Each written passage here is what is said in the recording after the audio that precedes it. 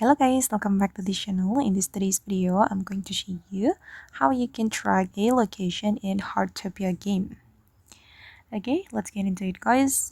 First of all, you can open the map right here on the top left, and then you can choose a location that you want to visit. For example, I'm going to visit this Albert GR to sell items. So we're going to click on track. Okay, like this, and then I'm going to close the map, and then you just need to follow the guide to meet the Albert GR.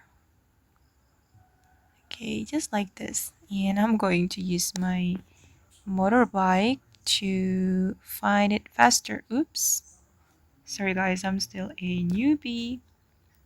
Okay, and yeah, just follow the guide to visit the location you've been tracking. Okay guys, and that's how you can track a location in Heartopia game. I hope this video will be useful for you. Thank you so much for watching, and if you found this tutorial useful, don't forget to hit the like button, leave your comments, and also subscribe to this channel. Bye!